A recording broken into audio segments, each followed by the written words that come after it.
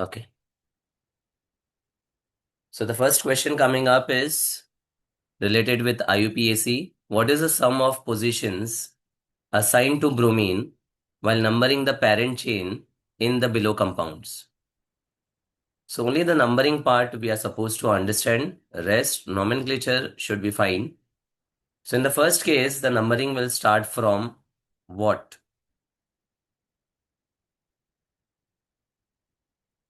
From double.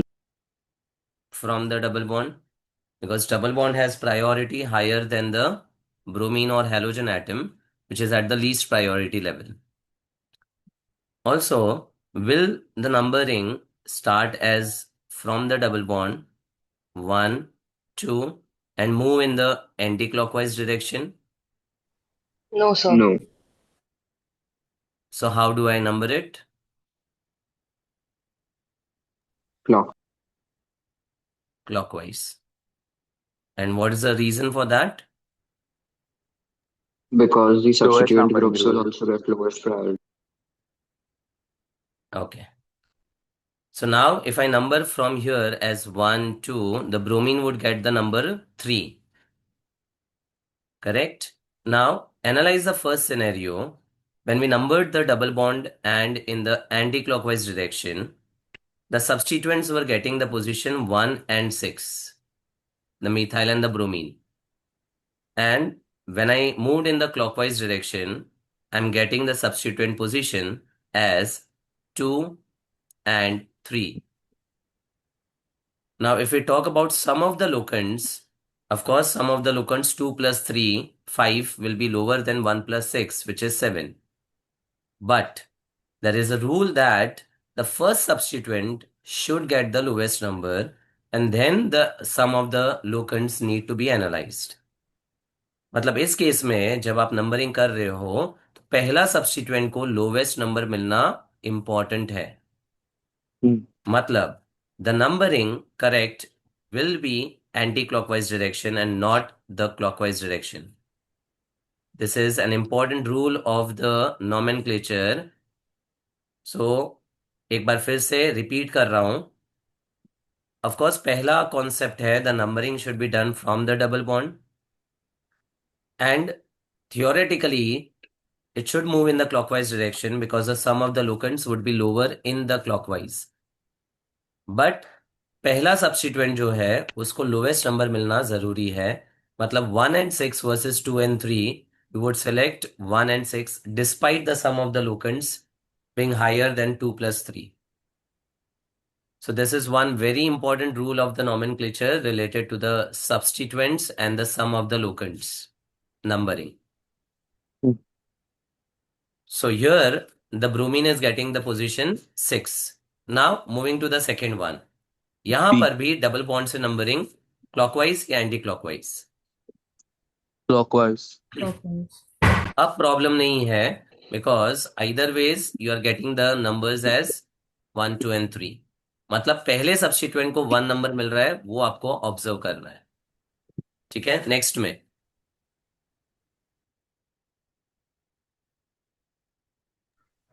We'll start from bromine. we'll start from bromine and move in the Anti-clockwise. direction. So here it's 1, 2, 3, 4, 5, and 6. And for the last one, 4. 4 is wrong. वही तो चीज मैंने first में Start discuss from किया. the methyl one and go anti-clockwise. You will start from the methyl and go in the anti-clockwise. So once again understand, अगर double bond को यहां से नंबर कर रहे हो तो you will get 4 position to the bromine, and the sum of the locants would be 2, 3 and 4. Versus अगर मैं यहां से नंबरिंग करूं the double bond, then I'm getting the bromine at the 5th position. But substituent को अगर देखोगे तो सबसे लोवेस्ट नंबर पहले सब्स्टिट्यूएंट को मिलना जरूरी है irrespective of the sum of the locants rule. मतलब 2, 3, 4 will be wrong and 1, 5, 6 will be correct. ठीक है. So the question was, what is the sum of the positions assigned to bromine? It will be 6 plus 3, 9, plus 1, 10, and plus 5, 15. Option C is the answer. Sure. Yes. So whenever there is a double bond and उसके ऊपर some substituent is attached, so you will prioritize that first, ना basically. हाँ, Okay. Because उस case में वही substituent और double bond दोनों को लोअर नंबर मिल जाएगा, तो फिर कोई प्रॉब्लम ही नहीं है. Yeah. Okay. So hmm this is only applicable for double bond or any other functional group that you put. It's basically related to any other functional group, but more importantly with respect to the unsaturated double और triple bonds. बाकी सब में problem ही नहीं आएगा because उनकी priority is much higher than the double and triple bonds as well.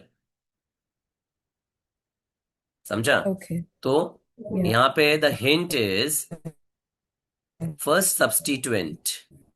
Whatever is the first substituent, it must get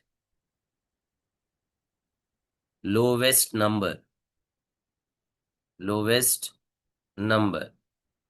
And in that case, it is irrespective of sum of locants.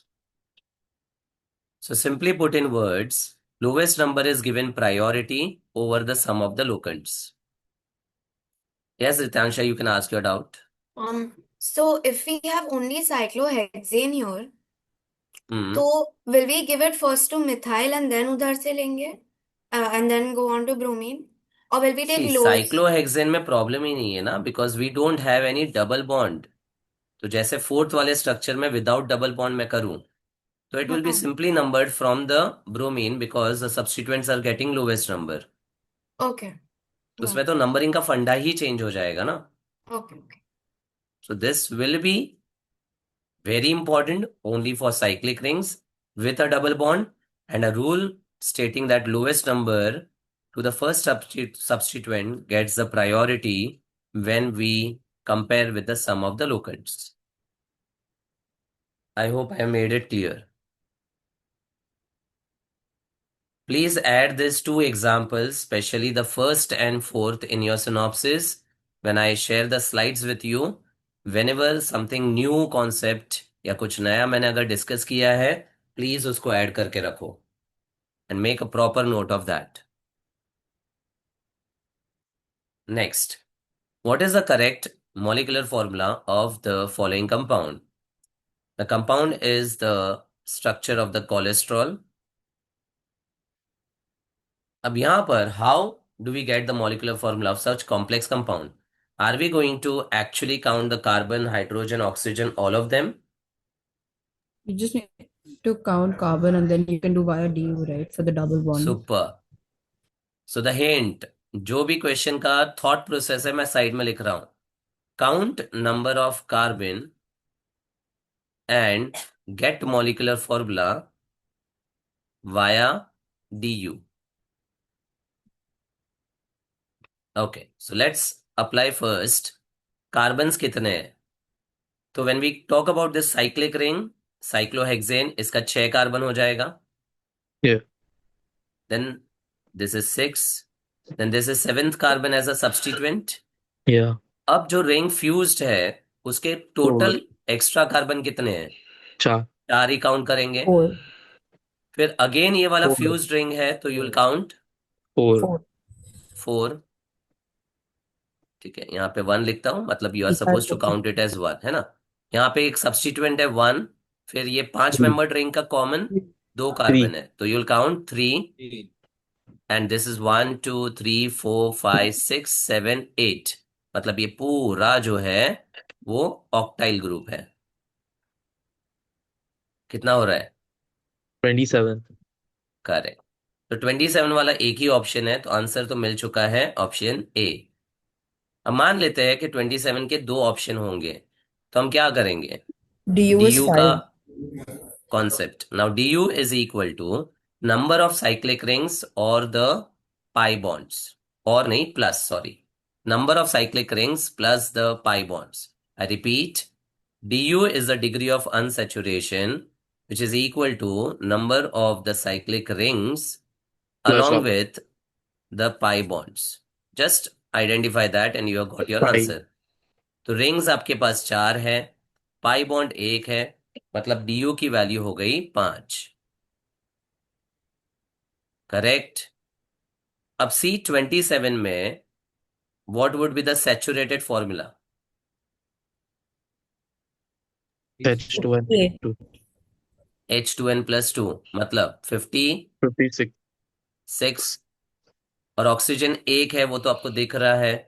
अब du अगर 5 है मतलब 10 hydrogen कम करना होगा, so you will get the Oh, hydrogen equal to sorry. 46.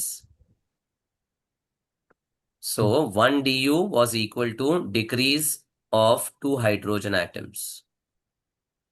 And for every du 2 hydrogen decrease करके 5 du के लिए 10 हाइड्रोजन कम कर दिया। अंडरस्टूड? Yes, sir. अब इसी में कुछ वेरिएशन आपको बता रहा हूं, पे अटेंशन। du का फॉर्मूला क्या था in general? 2C plus C 2 plus minus number of hydrogens upon and other atom. पूरा भी था, पूरा बोलो। Twice the Plus carbon +2 minus hydrogen, halogen nitrogen को भी कंसिडर करते du में। Is it plus and minus x? Yes, minus halogen plus nitrogen and then divide by 2. अब इसका क्या कॉन्सेप्ट है with respect to halogen and nitrogen? Let's say अगर मेरे पास एक सिंपल n प्रोपाइल हैलाइड है, what's the molecular formula we have?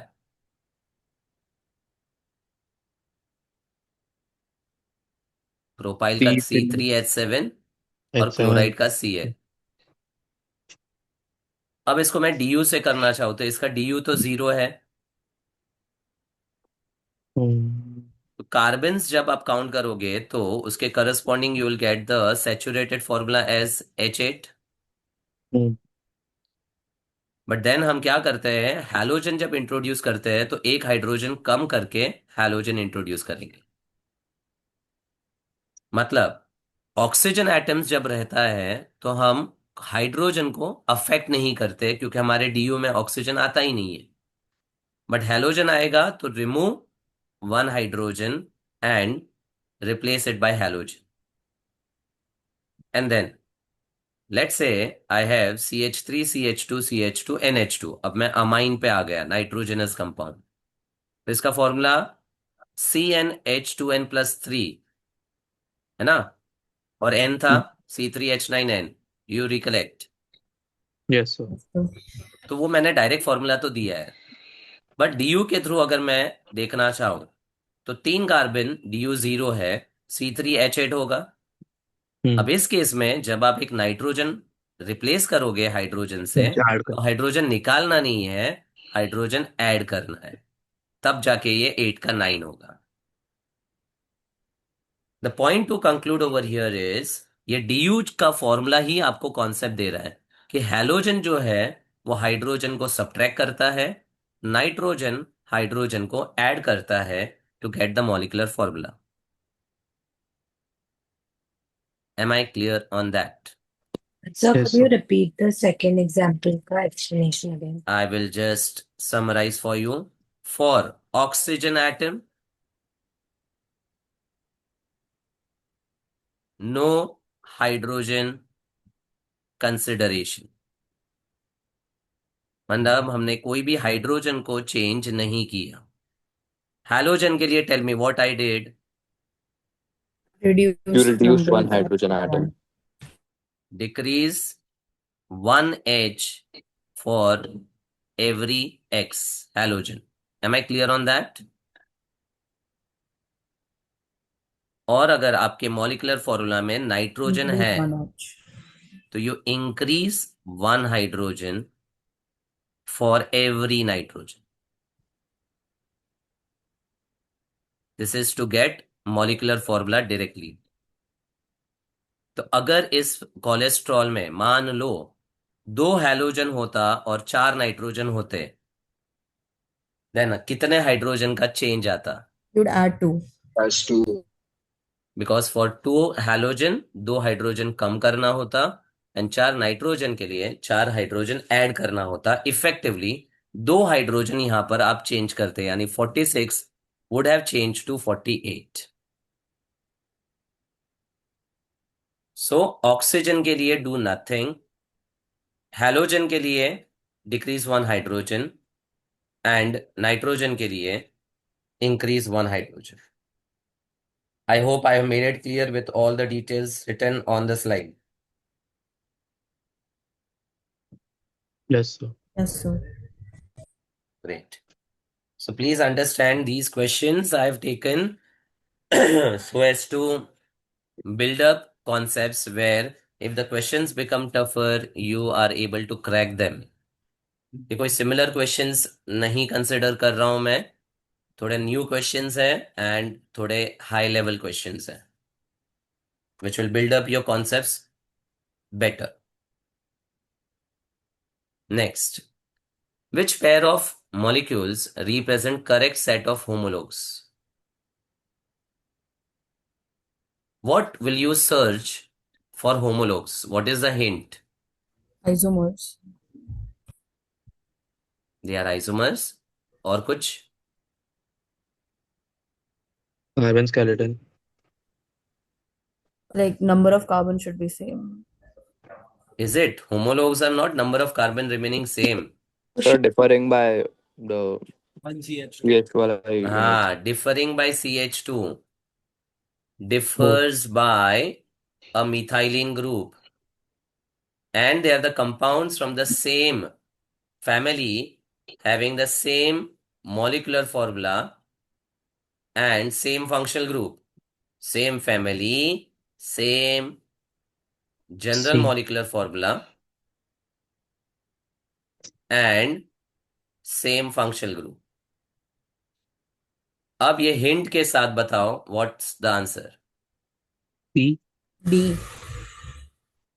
सी गलत हो जाएगा, B. B. बी भी गलत है। इतना लिखने के बाद how can you get confused? D. Of course it is D, because मैंने क्या बोला है, पहले तो same family same molecular formula general होना चाहिए और सेम फंक्शनल ग्रुप होना चाहिए। So first option, it is belonging to the alcohol and ether. They can't be homologues, they are functional isomers. B में cycloalkane and alkene again are functional isomers, not homologues. तो functional isomers homologues नहीं हो सकते हैं। Functional isomers can't be homologues. Do you understand this? Please keep responding. Yes, sir. Yes, sir. सो दो चीजें यहां पर होमोलॉग्स के लिए समझनी है। सिंपल कॉन्सेप्ट, सिंपल क्वेश्चन था, बट डेफिनेटली इसमें मिस्टेक होने के चांस बहुत ज्यादा है। तो उसको अवॉइड करने के लिए सिर्फ एक हिंट कि जो फंक्शनल आइसोमर्स है वो होमोलॉग्स हो ही नहीं सकते हैं because they don't have the same functional group. But these are the compounds which are having the same general molecular formula of CnH2n. Both are cycloalkanes. Yes. And they are differing by 1 carbon, matlab a CH2 group, and hence the answer is D. Got it? Yes, sir. Yes, sir. Next, the IUPAC name of the given compound. अब IUPAC के लिए मैंने कुछ questions पूछने बोला था आपको, and that's a sequence you are suppose to follow. बोलो फर्स्ट क्वेश्चन, अपने आप से क्या पूछना है? Longest carbon chain including main functional group. नहीं, सबसे पहला क्वेश्चन क्या पूछोगे? How many functional groups? Yes, जो मैंने बताया है बस वही बोलो। How many functional groups are there? So let's answer the question, how many?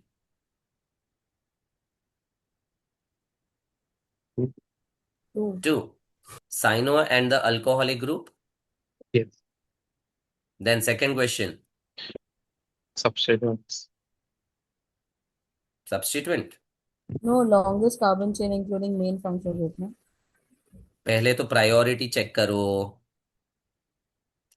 See, I know you all know everything, but I want the rules which I have told you to think. मुझे आपका thought process चाहिए, मुझे answer नहीं चाहिए. Answer से I am not interested. Please develop the thought process. जो sequence मैंने बताया है बस डिट्टो वही बोलो. कितने फंक्शनल ग्रुप्स हैं? Answer is 2. Priority goes to Cyanide. Cyanide. अब third is the longest chain containing the, Main functional group. and it is of how many carbon? 3. 3. Only 3, Yes. and the numbering will be done from. The cyanide ka carbon. So it's Right to left. 1, 2, and 3. So how many substituents do you see? 2. 2. So this entire big substituent is first, and the phenyl is the second. अब 2 पे phenyl substituent है, तो how many options you can rule out? 2. C and D you C can and rule out. Okay? और 3 पे ये बड़े substituent का name कैसे देंगे? So You when there is a start from the complex radical. substituent, there was a rule of numbering starting from. So first carbon will be numbered from like the main carbon The chain. radical, right? The radical wala carbon attached to the third carbon will be numbered as 1, right? And yeah. Yeah. Complex substituent. तो उसको आप 1 दोगे. अब clockwise में घूमेंगे कि anti clockwise?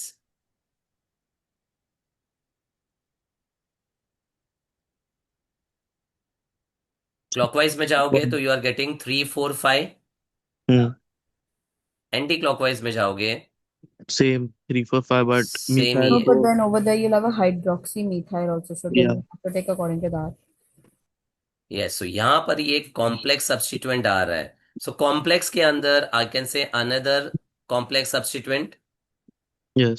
So it's like parent, उसके अंदर चाइल्ड, और ये चाइल्ड का चाइल्ड है. Hmm. ग्रैंड चाइल्ड सब्स्टिट्यूएंट है ये. आता है समझ में? Yes. Yes, sir. तो सिंपलेस्ट सब्स्टिट्यूएंट को you should always give the lower number, and the grand child complex के अंदर complex should be given the Highest. Higher number. Higher number. Hence the correct numbering inside the complex substituent will be in the clockwise. अच्छा, Okay. वो भी नहीं समझता है तो आप देखोगे तो 3, 4, 5 वर्सेस यहाँ पे 4, 5 और 3 है.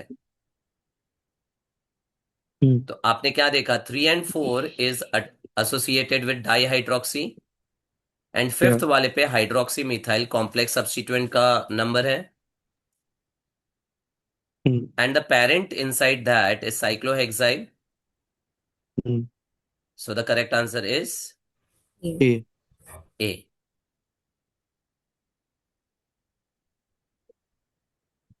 Understood? Yes.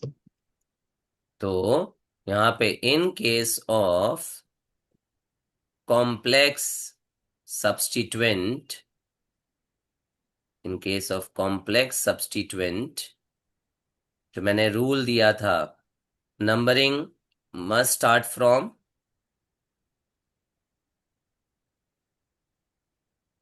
the Radical. radical. Longest chain भी रेडिकल से, नंबरिंग भी रेडिकल से. सो एक्चुअली मैंने बोला था लॉन्गेस्ट चेन एंड नंबरिंग दोनों ही रेडिकल से करना है. ठीक है? And the simpler substituent gets Lowest number. Lowest lower number. number than the complex substituent. तो पूरा मैंने आपके लिए हिंट लिख दिया है. What is the thought process for cracking higher level questions. ठीक है? Yes. Next X is the number of compounds having negative inductive effect or the minus I directly attached to benzene. तो minus I के लिए it should be electron withdrawing.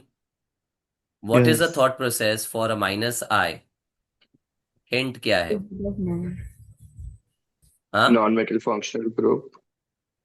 Cut. Yeah, opposite of Ma, right? Opposite of Ma. Opposite of Ma. Mark Perfect. And the simply definition of inductive effect was difference in electronegativity. और Yes. जिसका electronegativity ज्यादा है वो electron अपनी तरफ खींचेगा और minus I show करेगा. Let's start.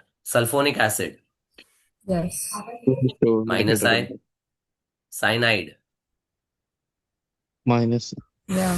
Minus I because ये sp कार्बन है जो Yes. sp2 से मोर इलेक्ट्रोनेगेटिव होता है. इलेक्ट्रॉन खींचेगा. Triple bond carbon Yeah, it's SP. Again खींचेगा. Hmm. Carboxylic acid Teacher. Teacher. खींचेगा. Nitro Yes. Teacher. Very strong electron withdrawing. NSCI का ग्रुप है. No. This is plus I. Methyl. Methyl तो माँ है और Hmm. माँ तो डोनेट करता है. CF3 Yes. Yeah. very strong. In fact, Minus this was activating or deactivating. Deactivating. Deactivating and Beta direct. meta directing. A very important example. Cyclopropyl Mama. माँ because ये भी अल्काइल के जैसा ही है. मतलब ये Yes. भी प्लस आई होगा डोनेट करेगा. Hmm. OH Minus I. Minus. खींचेगा. एंड सेम ग्रुप अगर होगा तो There is no difference in electronegativity. Plus. So no effect. Inductive होगा ही नहीं ना. Hmm. तो अब कितने माइनस आए हैं?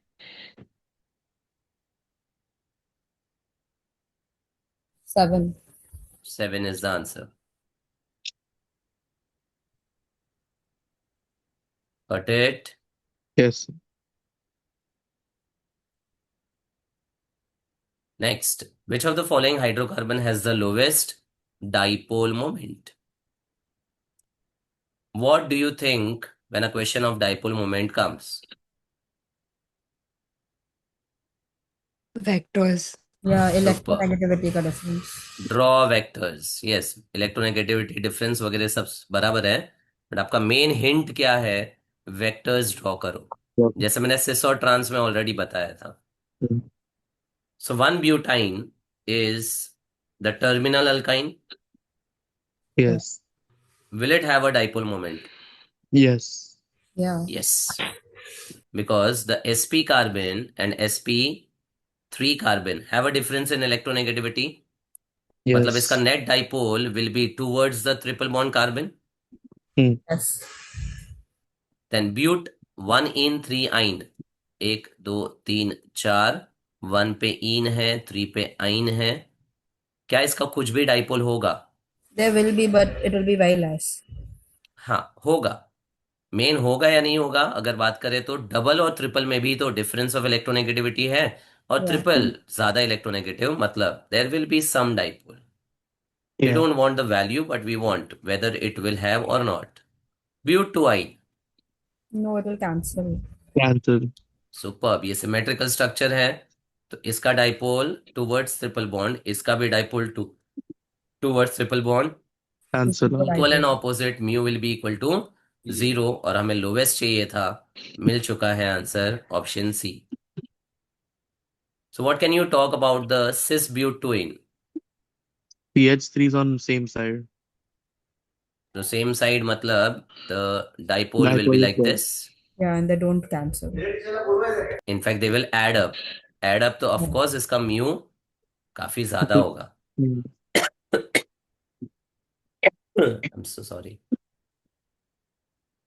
Fine with this? Yeah.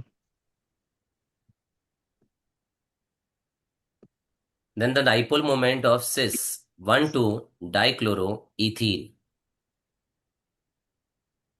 तो इथीन मतलब डबल बॉन्ड कार्बन और यहाँ पे 1 पे क्लोरो है 2 पे क्लोरो है and the valency will be satisfied with H. अब आपको एक वैल्यू ढूंढना है. How do you calculate the value of dipole moment? Number of Q Magnet. into हाँ, वेक्टर्स का मैग्नीट्यूड कैसे ढूंढते हैं? under root mu1 square plus mu2 square plus 2 mu1 mu2 cos theta. Simply that is parallelogram law of vectors. Yeah. Yeah. अब यहाँ पे chlorine जो है दैट इज मोर इलेक्ट्रोनेगेटिव, तो इसका डाइपोल टूवर्ड्स क्लोरीन होगा और Hmm. इसका भी डाइपोल टूवर्ड्स क्लोरीन होगा. दोनों रिजल्टेंट सेम डायरेक्शन में ऐड होंगे. अब the dipole moment, let's say this is mu1 and this is mu2, but देखोगे तो mu1 and mu2 are equal in magnitude. Yes.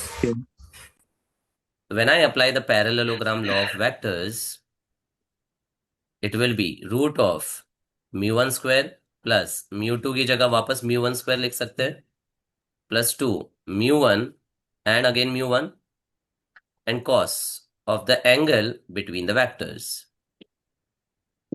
अब ये एंगल कितना होगा resultant? Is How it much is the 120? angle in the sp2 carbon?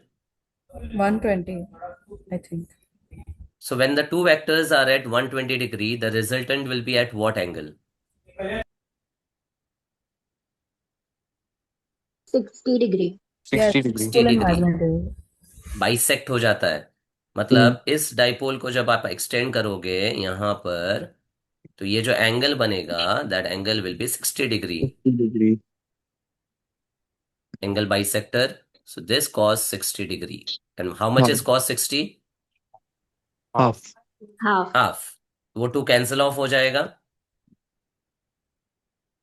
And you will gate, ये हो जाएगा 2 mu1 square and ये 2 और 2 कैंसिल हो जाएगा ना 2 cos 60 के साथ, Mu तो square. हो जाएगा 3 mu1 square. Hmm. यानी आंसर आ CO. जाएगा √3 mu. एंड यहाँ पे mu1 मतलब mu दिया है, so answer is C. So hint है, अगर डाइपोल मोमेंट का मैग्नीट्यूड फाइंड करना है तो पैरेललोग्राम लॉ यूज करना है. Am I clear on that? Yes, Yes, sir. sir. See, what I'm doing is for every question आपका थॉट प्रोसेस क्या होना चाहिए उसके ऊपर कंसंट्रेट करो. अगर थॉट प्रोसेस करेक्ट है तो आपका आंसर आएगा ही. Don't look at the difficulty of the question, look at the concept and the thought process. Next, which of the following inductive effect strength comparison is correct? Inductive effect का strength हमें compare करना है. The first one, are the forms of methyl group only, Yes. but there is hydrogen, deuterium, tritium, isotopes of hydrogen. Yes. Now, alkyl group are electron donating groups, वो तो हमें पता है. But सबसे पहले we'll talk about the bond strength. और ये काफी इंपॉर्टेंट है. CH bond versus a CD bond versus a CT bond. Which is stronger?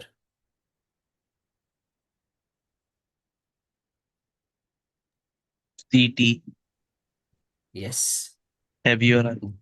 जितना आइसोटोप हैवी होगा उतना bond strength will go on increasing. मतलब यहां पर जब आप बात करते हैं बॉन्ड स्ट्रेंथ की, then CT bond is stronger than the CD and CH. अब यहां दो कॉन्सेप्ट्स है. Concept number 1, if I talk about the plus I strength associated with the H, D and T versus the hyperconjugation order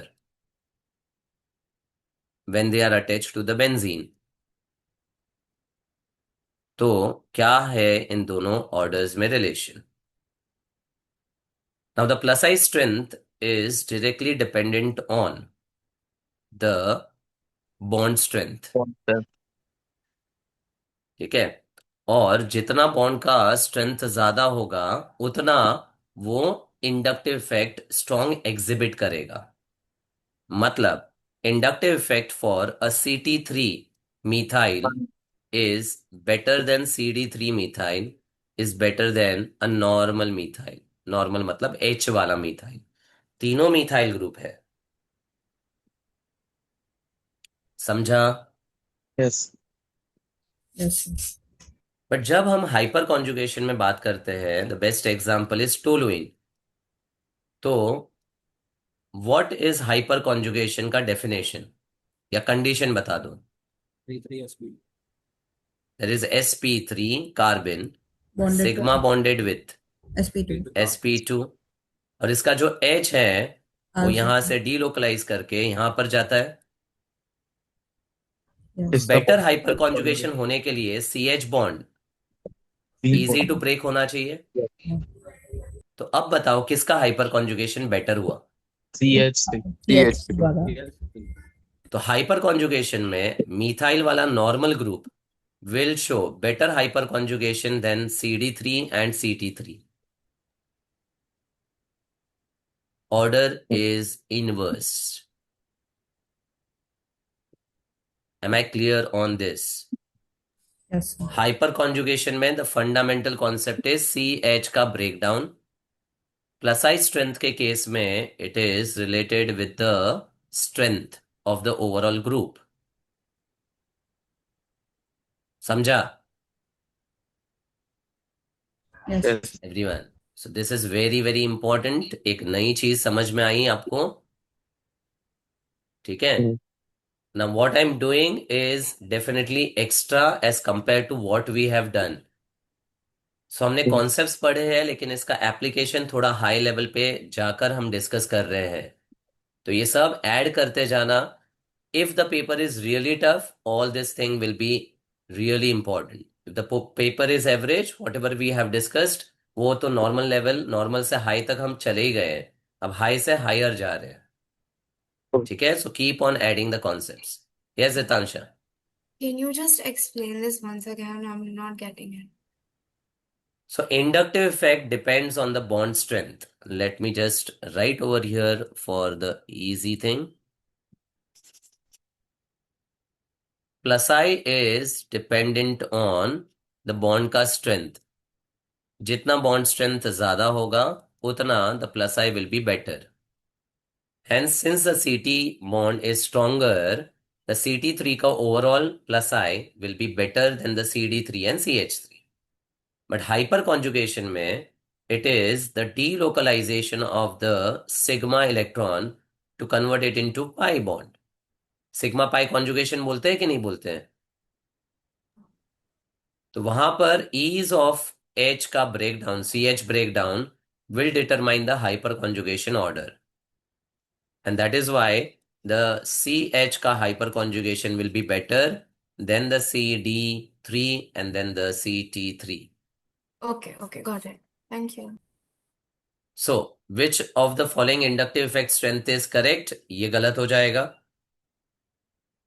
Next, what can you comment about the ammonium ions? This is trifluoro, hydrogen वाला and trialkyl वाला. What type of inductive effect, first of all, this shows? Minus I के plus I? Minus. Minus I. क्योंकि खींचने वाला group है, ये deactivating Meta directing के case में जाता है। Yes. और फ्लोराइड जो है that will make it more stronger minus I or Yes. the weaker minus I? Minus. Stronger. Stronger ना। फ्लोरीन और खींचेगा और नाइट्रोजन गरीब बनाएगा Yes, sir. और उसका इलेक्ट्रॉन खींचने का पावर बढ़ जाएगा। मतलब with the trifluoro this minus I का ऑर्डर इज डेफिनेटली करेक्ट। ठीक है, Yes, sir.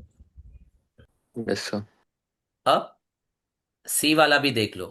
OH triple bond carbon NH2 and double bond carbon, तो ये भी माइनस आई ग्रुप सी है सब। The order is incorrect. Yeah. What is incorrect in this? Triple bond and nitrogen should be exchanged. Because triple bond की electronegativity कितनी है?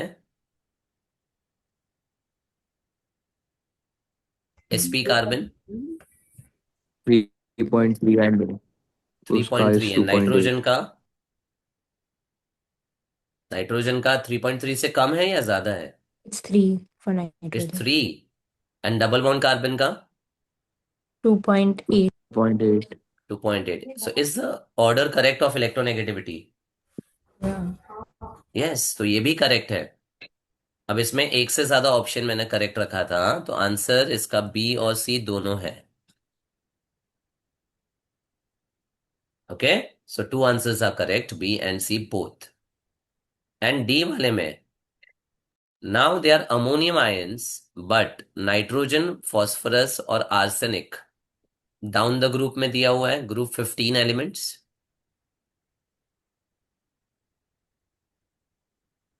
And what happens down the group? The electronegativity Decreases.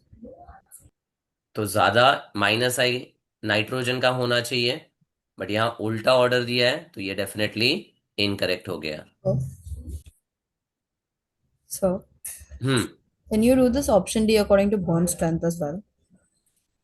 Yeah, Okay. but bond strength is like not the appropriate thought process because inductive बोलते हैं ना, तो आपको पहला चीज डिफरेंस इन इलेक्ट्रोनेगेटिविटी ही चेक करना है। Okay. अब since the first thing was not having the difference of electronegativity, then we thought of the bond strength. समझा? Yeah, yeah. अगर आपका क्वेश्चन डिफरेंस इन इलेक्ट्रोनेगेटिविटी से नहीं हो रहा है तो फिर बॉन्ड स्ट्रेंथ। तो ये हो गया आपका thought process. Okay, thank you. Yes, so a good question. Sir, in the previous question, well, this one, हाँ, उसमें plus I if you see, तो it will be more for ASH3 ना? Plus आई नहीं देखना ना, positive charge with respect to carbon. See inductive जो होता है ना, उसका रेफरेंस आपका कार्बन ही है with Yeah. Respect to carbon atom. So आपका जो डिफॉल्ट रेफरेंस है वो कार्बन है। तो अगर कार्बन को तो नाइट्रोजन कनेक्ट कर, फॉस्फोरस कनेक्ट कर और आर्सेनिक कनेक्ट कर, कौन ज्यादा इलेक्ट्रोनेगेटिव है? Nitrogen. बस, तो उसका इंडक्टिव ज्यादा हो जाएगा। Okay.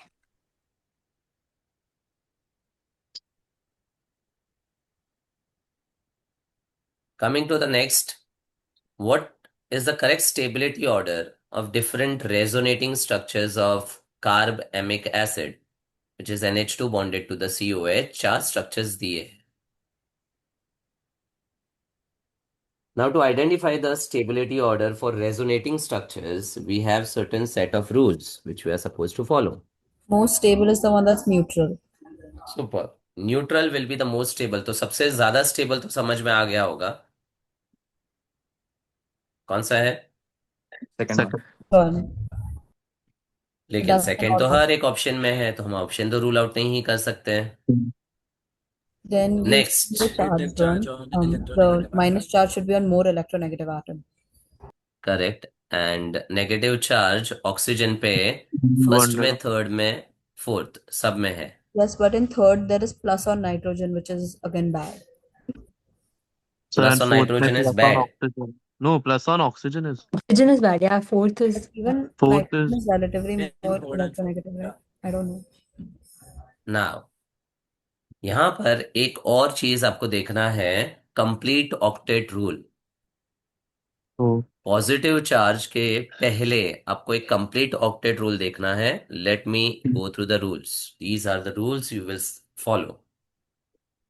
The rules for estimating stability of resonance structures, the structures in which all atoms have complete valence shell.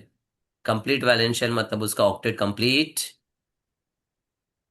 होना चाहिए, which in turn is related to more number of covalent bonds, which in turn is equal to a neutral structure, is more stable. So a neutral structure will have always more number of bonds and a neutral structure will have all the atoms with a complete octet. But अगर आपके पास कोई चार species है, जैसे carbon की अगर मैं बात करूं, तो carbon with a plus is complete octet और इनकम्प्लीट ऑक्टेट? बोलो फटाफट, carbon with a plus. Incomplete octet. Complete. 6 electron रहते हैं ना, ये तो सब Exchange पढ़ा of हुआ है हमने। electrons, yeah. और कार्ब अनायन जो है वो 8 इलेक्ट्रॉन्स वाला 8 है। electrons होते हैं. मतलब रेजोनेंस के केस में कार्बोकटाइन, carbon with a plus is bad, carbon with a minus is good. Oxygen के केस में न्यूट्रल ऑक्सीजन तो ऑफकोर्स ऑक्टेट कंप्लीट होगा, Yes. बट ऑक्सीजन पे जो प्लस चार्ज आता है वो डिफरेंट डिफरेंट तरीके से आ सकता है। मतलब अगर मेरे पास CH2 with a plus and OH है with a lone pair, do Resonance. You observe something over here? Resonance. Pi alternate, lone pair, pi alternate. नहीं, A नहीं, plus. Plus sigma B lone pair, ऐसा ही बोलने का हम्म है ना। और ये लोन पेयर डीलोकलाइज हो जाएगा, तो इससे जो रेजोनेटिंग स्ट्रक्चर बनेगा that will be a double bond and OH। अब ऑक्सीजन पे एक ही लोन पेयर रहेगा, इस पे आया plus and the plus on the carbon will go away. Now is this plus charge on the oxygen good? No, this is a case of bad resonance. It's not, it's very very stable resonance. Bad resonance कब आता है? What is bad resonance? जब आपका pi bond और carbonyl इस तरह से arranged है। तो बैड रेजोनेंस में क्या कॉन्सेप्ट था कि इस केस में अगर मेरा पाई इलेक्ट्रॉन कुछ ऐसे शिफ्ट हो जाएगा delocalise, then the oxygen will acquire a plus. Yeah, sorry. Now in that case जब ऑक्सीजन प्लस आता है तो it is having the octet getting violated, मतलब इसका ऑक्टेट का 8 इलेक्ट्रॉन ब्रेक हो जाएगा। Yeah. मतलब इसका स्ट्रक्चर कैसा दिखेगा? You will have the single bond oxygen with a plus, यहां पर आ जाएगा पाई और यहां पर आ जाएगा कार्बन विद अ माइनस। इसका रेजोनेटिंग स्ट्रक्चर ऐसा होगा, राइट? Yes, sir. अब ये ऑक्सीजन प्लस और राइट वाला oxygen plus, which is better? Right वाला. क्योंकि उसका ऑक्टेट कंप्लीट है। Octet completion is more important priority than a charge. तो ध्यान रखना कि when we talk about the oxygen atom, a single bond oxygen with a plus is bad. At the same time, oxygen with 3 bonds and a plus with a lone pair is good because octet complete है इसका। हम्म same way में nitrogen का भी same concept है। Nitrogen में अगर आप single bond nitrogen with a plus देख रहे हो या 2 बॉन्ड्स के साथ प्लस, इसका ऑक्टेट इनकम्प्लीट है। लेकिन वही नाइट्रोजन 4 बॉन्ड्स के साथ प्लस, अमोनियम, अमोनियम अच्छा है। अरे अमोनियम पता है ना, Yes, sir. इनफैक्ट ये ऑक्सोनियम है, जो हम ईथर में प्रोटोनेट करने के बाद बनाते हैं, oxonium ion. So I repeat that the resonance structures, the first priority thing is, एक तो न्यूट्रल होना चाहिए। अगर न्यूट्रल है तो सिंपली वो सबसे ज्यादा स्टेबल है, ठीक है। और न्यूट्रल में आप देखोगे हमेशा ज्यादा नंबर ऑफ बॉन्ड्स दिखेंगे, और साथ में सब एटम्स का कंप्लीट ऑक्टेट दिखेगा। कंप्लीट वैलेंस शेल का मतलब होता है कंप्लीट ऑक्टेट। अब second rule, the structure with the least number of formal charges. Formal charges मतलब प्लस माइनस वाले चार्ज, तो न्यूट्रल में तो 0 फॉर्मल चार्ज होता है। और नेक्स्ट में क्या देखोगे, जिसके कम फॉर्मल चार्जेस वो बेटर स्टेबल होगा। सब में फॉर्मल चार्जेस अगर सेम है तो negative charge is more stable on a more electronegative atom, बता चुका हूं। and positive charge loves to stay on less electronegative atom. वो third rule हो गया. Structure with least separation of formal charges is more stable. Least separation of formal charges मतलब अगर आपके पास दो चार्ज है प्लस और माइनस और वो दोनों साथ में है या फिर उसका सेपरेशन कम है तो फिर अच्छा है. Least separation opposite formal charges. Of course like charges तो रिपेल करेगा तो वो अच्छा नहीं है, बट ऑपोजिट चार्जेस जितने साथ में होंगे उतना बेटर होगा. And the resonance forms that are equivalent have no difference in stability. जैसे अगर बेंजीन के दो रेजोनेटिंग स्ट्रक्चर्स देखते हैं और मैं पूछूं इसमें विच इज मोर स्टेबल, तो आपका आंसर क्या होगा? Both Is are structure equal. 1 more stable than 2? No, they're both equal. They are both equal और उनकी रेजोनेंस एनर्जी भी इक्वल होगी. Now let's apply to the previous example. तो सेकेंड आपका न्यूट्रल स्ट्रक्चर है तो अनडाउटेडली वो तो सबसे ज्यादा स्टेबल है क्योंकि उसमें no formal charge. Pi bonds भी देखोगे तो एक है. अब उसके हिसाब से आप देखो तो फर्स्ट वाला स्ट्रक्चर में number of bonds Have reduced. सबसे कम है. मतलब फर्स्ट सबसे बकवास यानी सबसे लीस्ट स्टेबल होगा जो कि ऑप्शन ए और बी में दिख रहा है. मतलब आप सी और डी को तो रूल आउट कर सकते हो. अब बचा आपके पास फोर्थ और थर्ड. अब थर्ड में नेगेटिव चार्ज तो ओके, दोनों में नाइट्रो ऑक्सीजन पे है, sorry, but positive charge would love to stay on nitrogen better और oxygen better. Nitrogen. That's why third will be better than fourth. Hence the answer is B. I hope resonance structures की stability का order find करने का tricks आपको clear हो गया है. Yes, sir. First वाले स्ट्रक्चर में और एक ऑब्जर्वेशन, कार्बन के ऊपर plus is bad because of incomplete octet. वही अगर O पे प्लस देखोगे तो डबल बॉन्ड और ये सिंगल बॉन्ड H मतलब ऑक्टेट कंप्लीट है. तो ऑक्टेट कंप्लीट वाला plus oxygen is better then carbon plus because of incomplete octet. यहाँ पे नाइट्रोजन पे भी ऑक्टेट कंप्लीट है.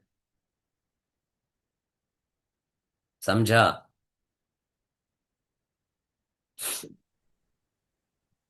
चलो आगे. Most stable resonating structure of the given carbocation. It's the benzyl carbocation with the methoxy.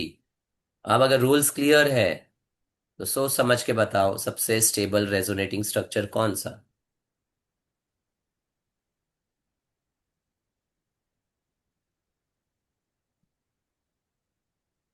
Is it C?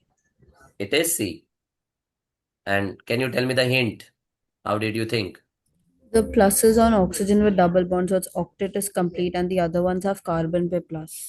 Super. अभी बताया carbon plus is having incomplete octet. तो in terms of resonating structure it's bad. और एक observation first rule में और क्या बताया था? Most number of bonds. More number of bonds, उससे भी सॉल्व हो जाता है, चेक करो. Yes. Yeah. क्लियर है? 4 बॉन्ड्स दिख रहे हैं कि नहीं? Pi bonds. हाँ. Yes, yes. तो ज्यादा नंबर ऑफ पाई बॉन्ड्स देखते ही या फिर अगर पाई बॉन्ड सेम है तो कंप्लीट ऑक्टेट देखो, या दोनों का combination will definitely give you the answer and it's C. Now the least stable resonating structure here.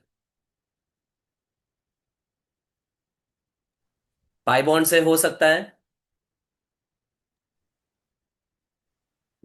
No, they all have two. Same pi bonds है. Is it A? And why? Carbon पे plus. Why No, it's A? option A, plus and plus are close by, so there will be repulsion. खत्म हो गया. Like charges जितना दूर उतना better. Least table में आपको क्या देखना है? लाइक चार्जेस दूर होने चाहिए। बाकी सब में प्लस और प्लस तो दूर है। सी कॉमन चीज आपके पास क्या है? n प्लस o माइनस सब में कॉमन है। Yes. दूसरा सी और डी में Two do you double C bond. Something special? दो डबल बॉन्ड तो सब में है, लेकिन इसमें स्पेशल क्या है सी में? Pi sigma pi, pi sigma pi, क्या स्पेशल है? Resonance. रेजोनेंस। तो ये तो ज्यादा स्टेबल होंगे, तो सी और डी आप रूल आउट कर दो। और फिर ए और बी में खाली देखना है चार्ज। अब फॉर्मल चार्ज के हिसाब से the like charge should be away from each other. तो ये केस में अवे है, तो ये अच्छा है, मतलब ये स्टेबल है। तो option A will be the least stable.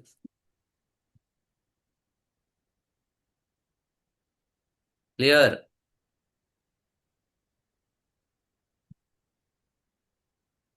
Next, Yes. number of resonating structures in aniline and anilinium are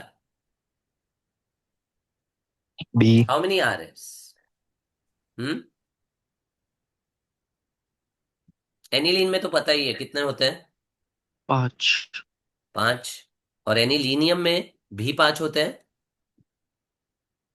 Hmm. नहीं होते हैं। No, no. Plus charge है. सो अगर आप रेजोनेंस के हिसाब से ये पॉजिटिव चार्ज की तरफ पाई इलेक्ट्रॉन शिफ्ट कर लेते हो, तो इसका स्ट्रक्चर बन जाता है double bond NH3 and plus charge इधर आ जाएगा। Hmm. Is this a valid resonance structure? ये PYQ किया भी है, और मैंने एक हिंट दिया था। सेकेंड पीरियड एलिमेंट्स का max covalency Is 4. Four. is 4. 4. What 4. happens over here? Nitrogen has become 5. Pentavalent. Pentavalent. Pentavalent, which is wrong. Possible ही नहीं है ना। फिर 2 ही स्ट्रक्चर पर. यस, वो भी बेंजीन के रिलेटेड हो जाएगा। बेंजीन रिंग में डबल बॉन्ड का पोजीशन. बस। So invalid structure, nitrogen pentavalent possible ही नहीं है। तो लिख के काटो सो दैट याद रहे ये गलत स्ट्रक्चर है। And hence the anilinium will have only 2 resonating structure. Answer is 5 and 2. Got it? Yes, sir. Again, which of the resonating structure is least stable? Pi bond same है Is it B? B. and YB Plus on oxygen. An incomplete plus on oxygen with one bond. तो कैसा है ये? Incomplete octet. Incomplete octet. अब 2 घटिया होंगे तो कौन सा वाला better?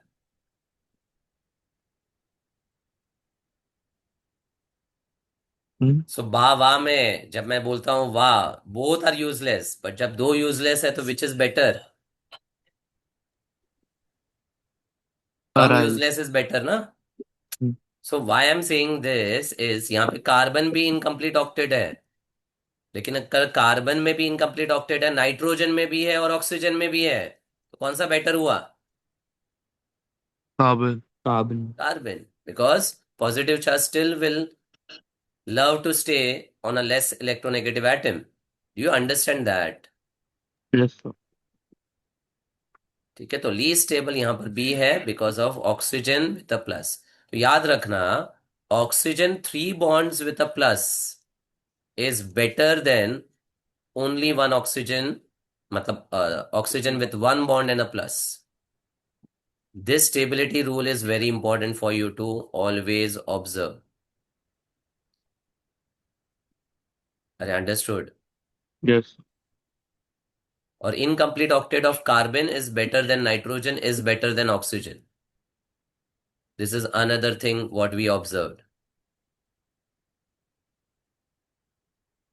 Next, the effects operating on the nitrogen atom in the given structure are: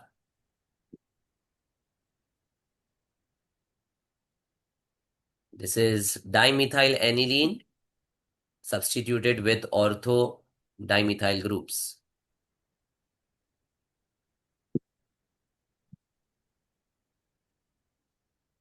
minus M.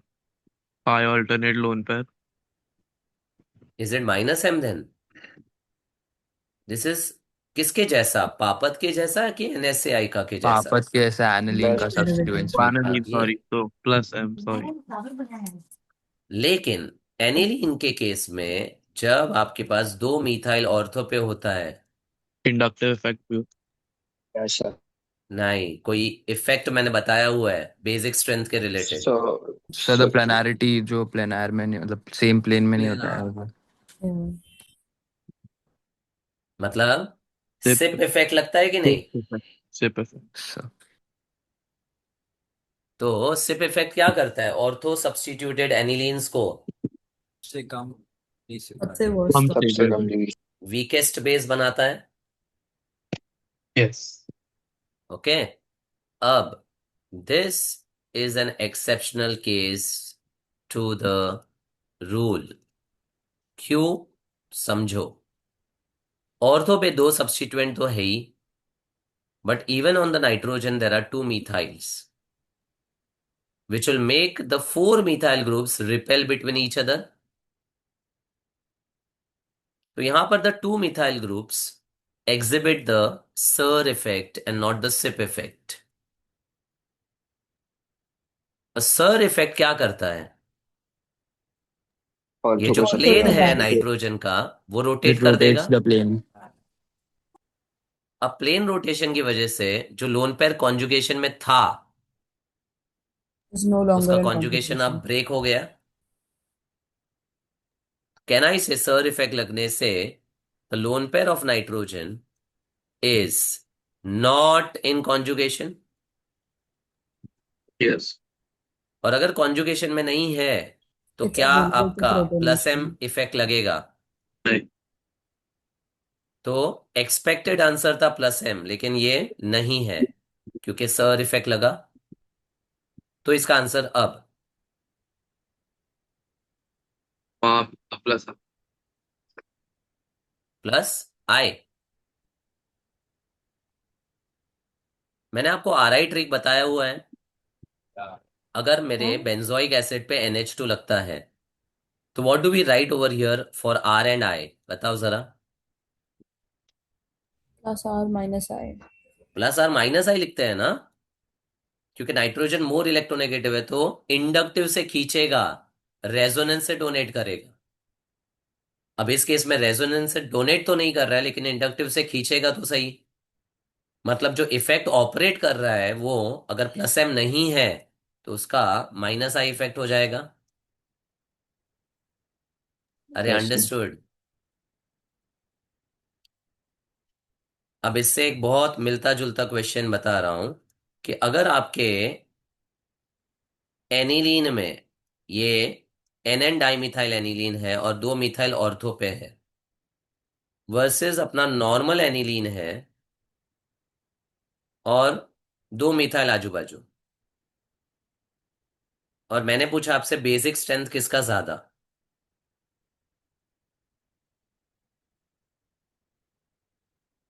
First या First one, right? सेकंड?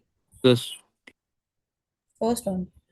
क्योंकि इस केस में the Lone pair is nitrogen available. Lone pair is easy to donate because of the rotation of the plane, and what effect is applicable here is not the SIP but the SIR. But aniline normal वाले में तो SIP ही लगता है ना, Yes. और SIP effect क्या करता है? बेस को वीकर बना देता है। Hence this is the correct order. Clear? Yes, Yes. sir. So very important exception from the amines part. How many resonating structure is possible for beta nephthol anion? ये अगर PYQ में solve किया तो answer direct पता होना चाहिए।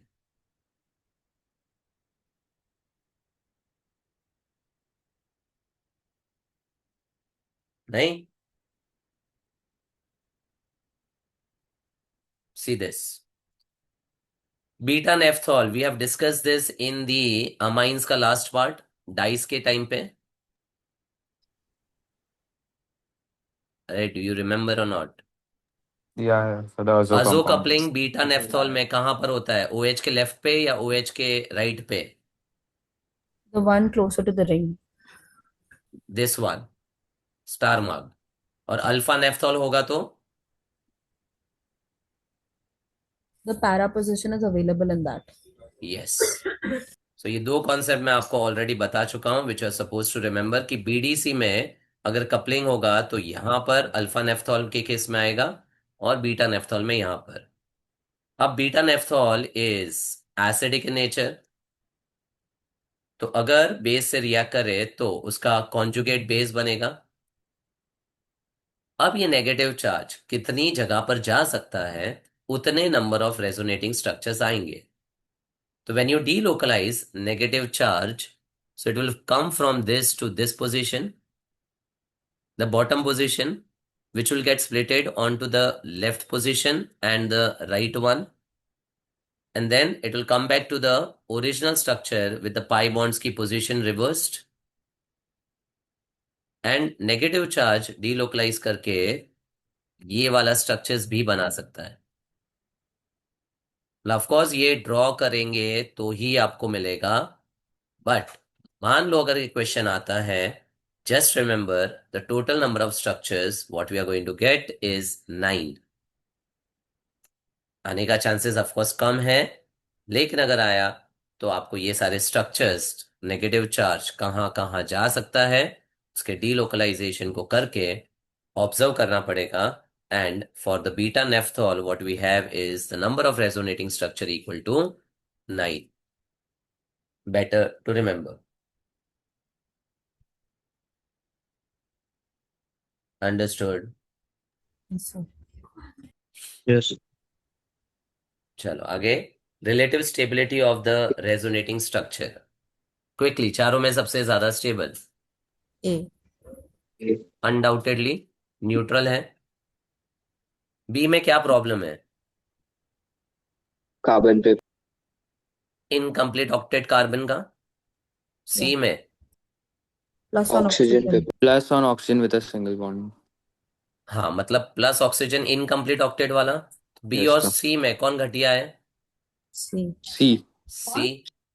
और D वाले में अच्छा है। अच्छा है. अच्छा है, वेरी गुड, क्योंकि oxygen has the complete octet. So plus oxygen पे 3 bonds is good and oxygen with a negative is of course good. तो ए के बाद डी आएगा और Yeah. बी और सी में B is better. B better. Because वैसे तो दोनों ही घटिया है, but carbon with a positive charge it's still better than the oxygen with a positive charge, right? Yes, sir. Hence A D के बाद B is better than C, answer option D हो गया। सो आई होप अब resonating structures के ऊपर जो question आ रहे हैं they are very clear. Yes, sir. Good enough. Next. In which of the following the lone pair of nitrogen do not participate in resonance?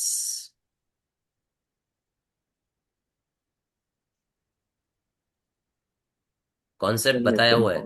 Bridge carbon bridge head nitrogen पे lone pair अगर donate हुआ तो plus charge, तो जैसे carbon positive charge या planar नहीं हो सकता, वैसे नाइट्रोजन पे भी प्लस चार्ज नहीं हो सकता। तो थियोरेटिकली ये रेजोनेट करना चाहिए, but this will not happen and this will not participate in resonance. It's violation of which rule?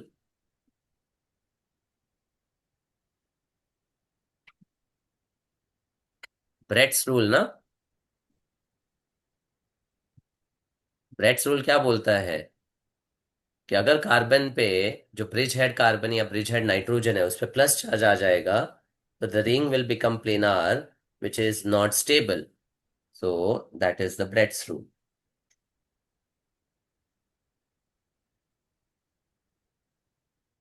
Got it?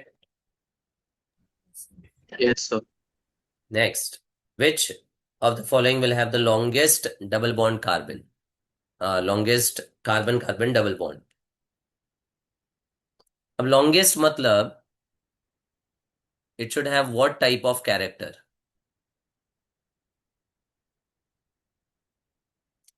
See, there can be a pure double bond or a partial double bond. Which will be longer? Partial. Partial, क्योंकि उसमें single bond character भी आता है ना, तो partial double bond is longer than the pure double bond. अब pure का मतलब वो रेजोनेंस में इन्वॉल्व नहीं है. नहीं है, और पार्शियल मतलब It's involved in है. resonance. अब इन स्ट्रक्चर्स में what type of resonance do we see? Is it your normal resonance?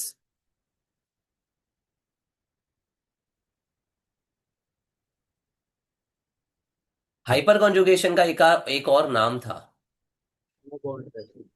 No bond resonance. वो भी तो रेजोनेंस ही है ना. And the hyper conjugation depends on number of Alpha H. Alpha H. Alpha H. जितना alpha H ज्यादा उतना hyper conjugation ज्यादा, उतना पार्शियल डबल बॉन्ड कैरेक्टर ज्यादा होगा. अब चेक फर्स्ट में, how many alpha H? 3. 3. Second 0. 0. 0. Alpha carbon तो है लेकिन एच नहीं है. ये वाला अलीन स्ट्रक्चर है, और यहां पे 6. 6. तो लॉन्गेस्ट डबल बॉन्ड किधर होगा? The one with The one with? I'm not able to hear. Hello. Hello, am I audible? The Hello. one with more hyperconjugating. 6 alpha The H. one with more alpha H, more hyperconjugating structure. तो अलीन्स में pure double bond होगा, तो उसका तो double bond का bond length कम ही होगा.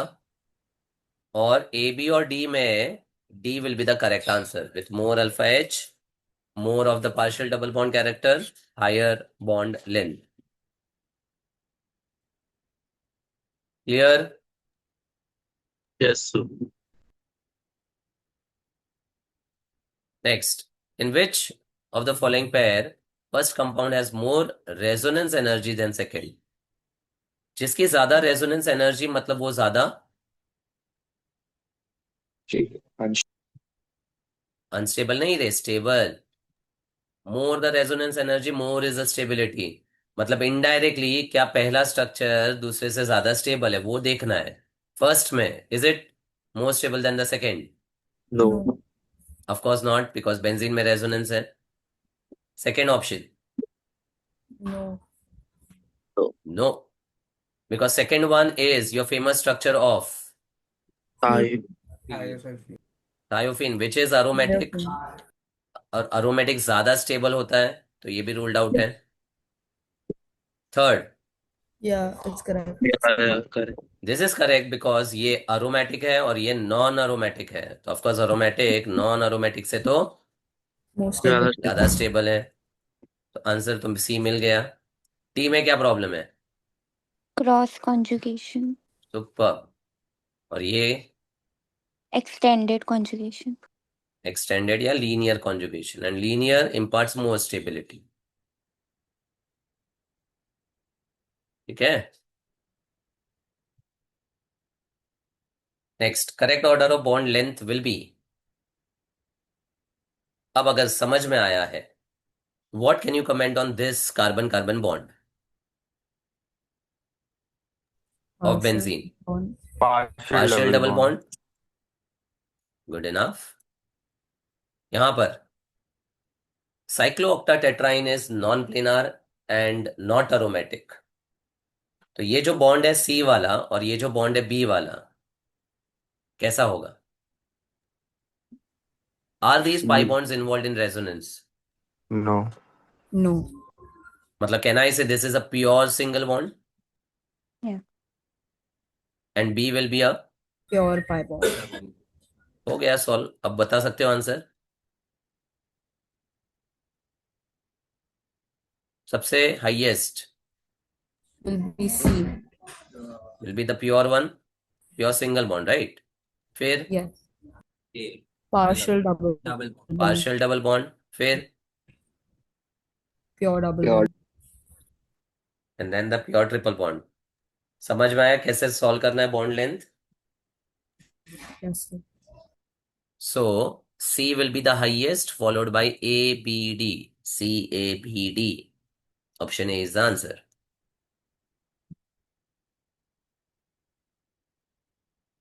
Clear है? Yes, sir.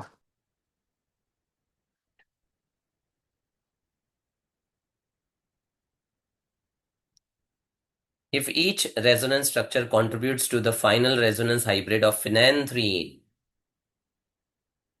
what was the thing you know about phenanthrene?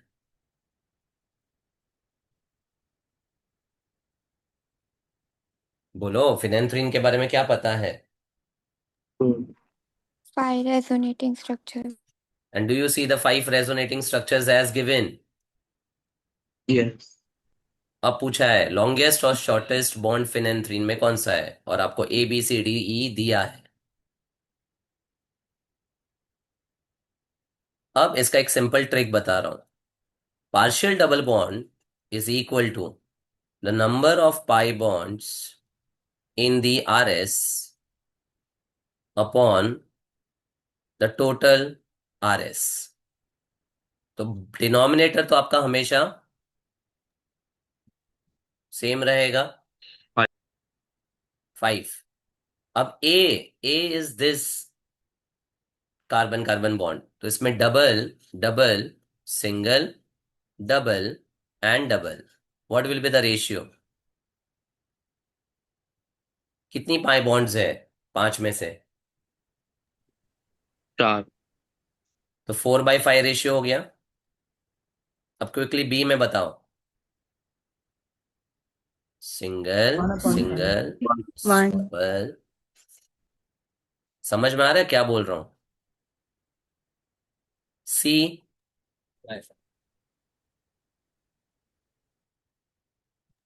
बोलो। 2/5. 2/5। डी 3/5. But 3/5 एंड ई 3/5. 3/5. अब लॉन्गेस्ट बॉन्ड वो होगा जिसका पार्शियल डबल बॉन्ड ज्यादा ज्यादा होगा। अरे यस और no? Yes. Yes, sir. Because partial double bond जितना ज्यादा होगा उसका जो सिंगल बॉन्ड कैरेक्टर है या प्योर डबल बॉन्ड कैरेक्टर है, उसके हिसाब से we can calculate the bond length. तो can you tell me the answer now?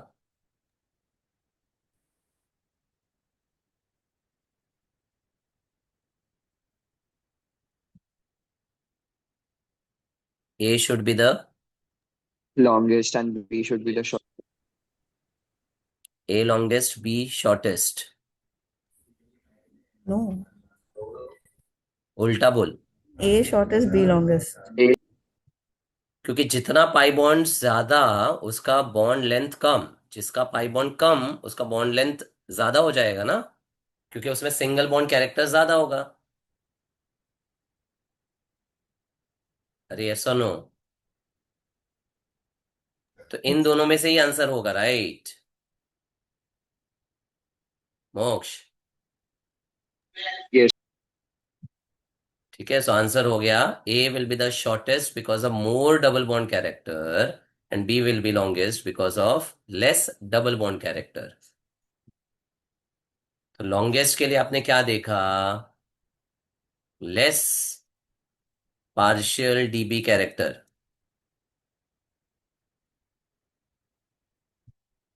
Is the hint clear?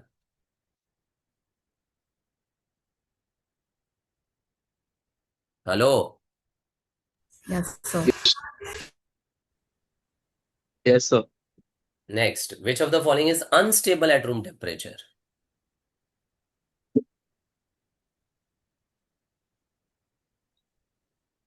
Thought process.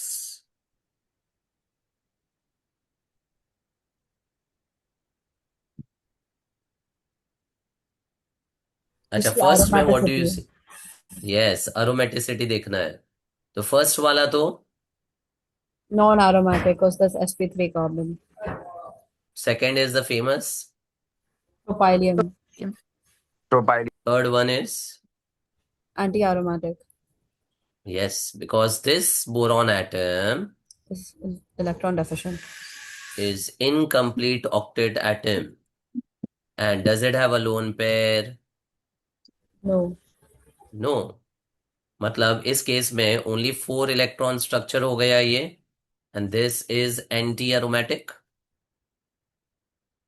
Now ऐसे ही स्ट्रक्चर में if we have furan, thiophene and pyrrole, they were all stable ना? What is the reason for them to be Lone stable? pair present on the atom. And it's involved in Aromaticity. resonance. तो याद रखना कि furan तो stable है, लेकिन boron उसकी जगह पे आ गया तो एंटी अरोमेटिक अनस्टेबल हो जाएगा। और ये तो अपना फेमस ट्रोपोलोन है।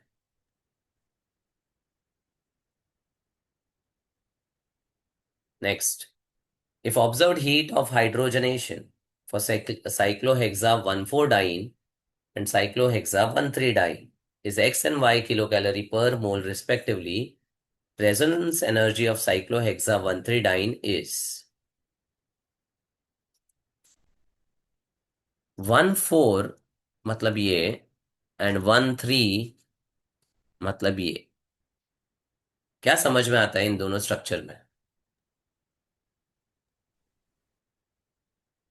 1,3 has resonance. Correct, and it will be more stable.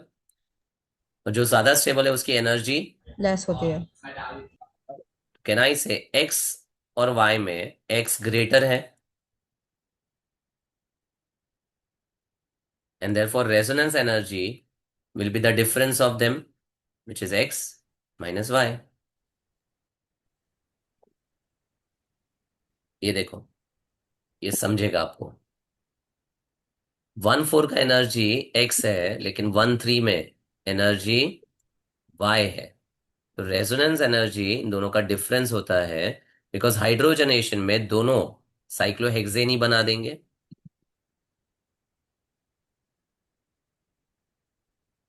बराबर। अब हीट ऑफ हाइड्रोजनेशन अगर कंपेयर करने आता है, तो heat of hydrogenation is related to the number of carbon atoms. And how is it related with the stability?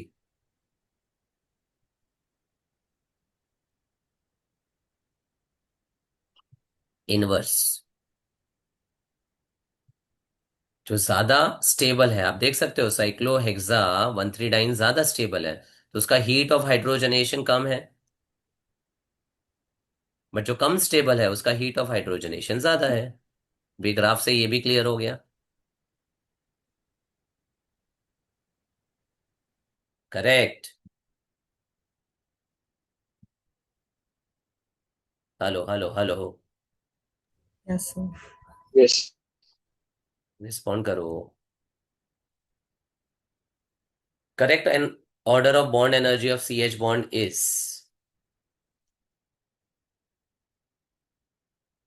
अब what is the hint for bond energy of CH?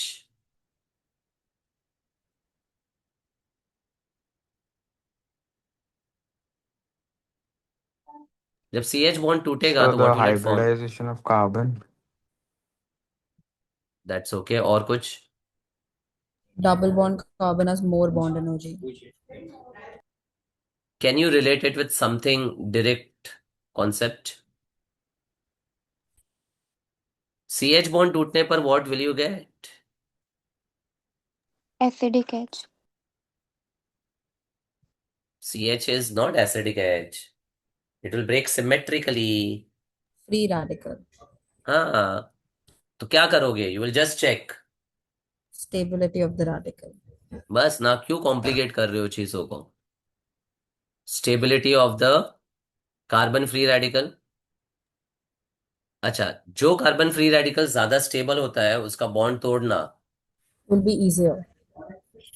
मतलब the bond energy and stability are Inversely proportional. Inversely proportional. तो आपको क्या करना है यहाँ पर, सिर्फ रेडिकल्स की स्टेबिलिटी को चेक करना है।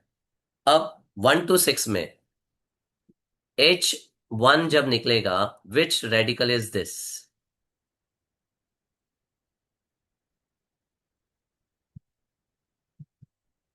Primary. प्राइमरी वॉट, पूरा बोल। Free radical. Primary. अरे प्राइमरी क्या, अल्काइल, अलाइल, बेंजाइल? Alkyl. सिखाया मैंने, be specific to when you are speaking. Second, ये टूटा, ये रेडिकल बन रहा है। Tertiary allyl.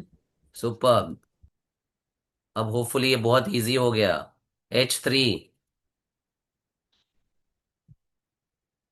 Tertiary alkyl. Super. Fourth,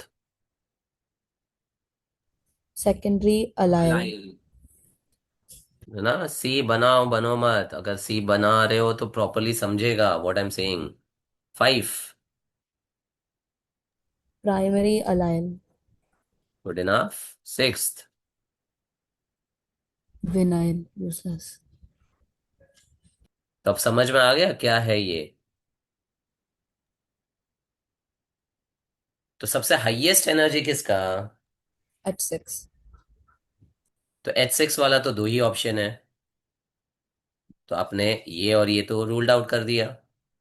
फिर 6 के बाद कौन आएगा? 3। 3 वो भी कॉमन है। 1 या 4? तो 6 के बाद कौन आना चाहिए? 4। तो आंसर हो गया ऑप्शन डी। Okay, 1 second.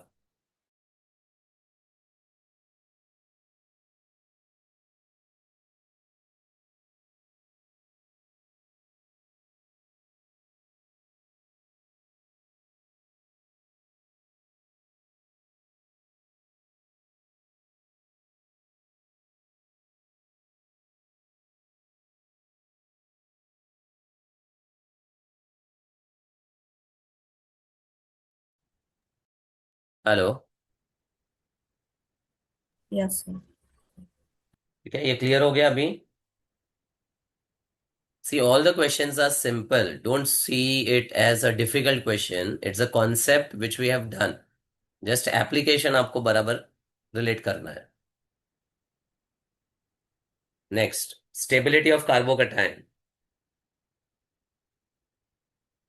क्या सोचोगे ऐसे स्ट्रक्चर्स के लिए? Baba. बाबा नहीं सोचना है। साइक्लिक स्ट्रक्चर्स है तो कार्बोकैटायन में व्हाट शुड यू थिंक?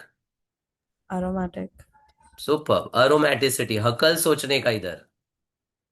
अब फर्स्ट बोल, क्या बोलेंगे? Non Non-aromatic. Aromatic. Second, Anti. Famous example, ये तो देखते ही समझ में आना चाहिए। अब थर्ड क्या बोलेंगे? It's aromatic. It is aromatic, खत्म। तो आंसर इज 312। एक बार कॉन्सेप्ट क्लियर हो गया, थॉट प्रोसेस समझ में आ गया, फिर कुछ नहीं है क्वेश्चन में। अब heat of hydrogenation, what will you think for this? Heat of hydrogenation, अभी हिंट दिया था। Inverse to the stability. तो अल्कीन में स्टेबिलिटी कैसे सोचते हैं? Hyperconjugation. Super. How many hyperconjugation for the first one? 4. 4। Good, next, बोलते जाओ। 2 alpha H. 2 alpha, next. 4 again. अब फर्स्ट एंड थर्ड में what do you see? Cis and trans. Which is more stable? Trans. Trans. तो stability का order क्या हो गया? 1 greater than 1, 3 greater than 2. 3, 2. 1 is better than 3 than 2, तो heat of hydrogenation should be. Reverse of 1. that. हो गया answer crack. वैसे heat of combustion भी हो ऐसे ही सॉल्व करते हैं। It's related to the number of carbon atoms first. अगर कार्बन आपका सेम हो गया तो फिर स्टेबिलिटी को सोचना है। ठीक है, तो दोनों का hint remains the same. Ultimately everything boils down to the stability. अब यही question, which has maximum heat of combustion. पहले तो कार्बन चेक कर. How many carbon in the first? 7. 7. Next. 7. 7. सब में 7 है, तो कार्बन से तो जा नहीं सकते, तो सोचना क्या पड़ेगा. Stability. और स्टेबिलिटी समझने के लिए you need to Draw the structure. Super. तो ड्रॉ करके समझेंगे. पहला है 5 कार्बन का पेंटीन, डबल बॉन्ड यहां पर 2 पे, और 4 पे मिथाइल है. How many alpha H? 5. 5. Next. 2. 2. Third is 5 carbon pentene 2 पे और 4 पे मिथाइल. बोल कितना? 4. 7. 3. 3 6 and 1 7. Oh, yeah, 7, 7. And pentene double bond 4 पे 2 मिथाइल. 3. 3. अब मैक्सिमम हीट ऑफ कंबशन मतलब मिनिमम स्टेबिलिटी So 2 इज alpha four. wala, so B. खत्म.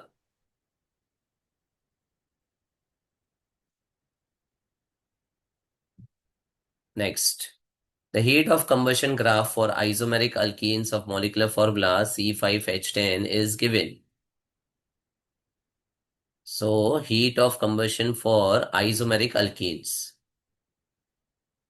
अब isomeric alkenes C5H10 के कौन कौन से थे? ये अल्कीन्स के आइसोमर्स तो हमने सॉल्व किए. 5 कार्बन स्ट्रेट चेन में बनाओ. Yes. डबल बॉन्ड पेंट 1 इन पे हो सकता है, And 2 in 2 also. इन पे हो सकता है. फिर ब्रांच सोचो, मिथाइल, और डबल बॉन्ड कितनी जगह पे हो सकता है?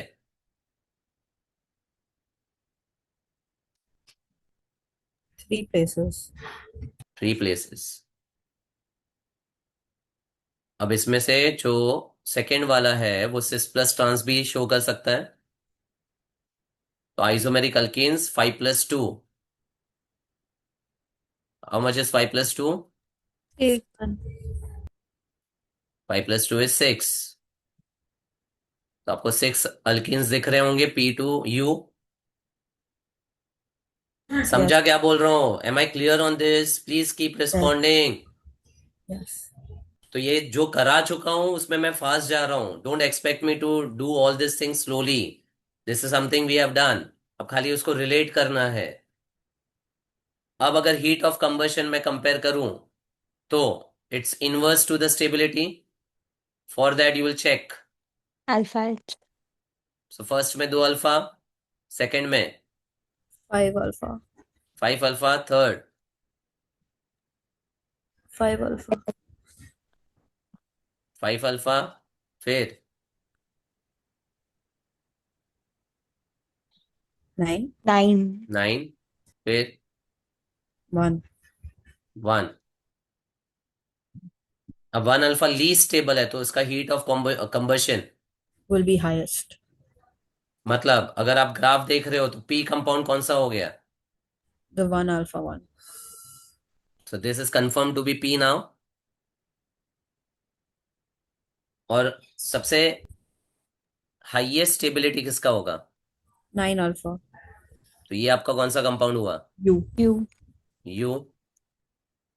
अब P के बाद कौन सा आएगा? 1 के 2 बाद alpha. 2. तो P के बाद आपका R दिख R. रहा है यहाँ पे. फिर 2 के बाद आपके पास 2 कॉमन है. अब when the alpha H clashes, how do you determine the stability?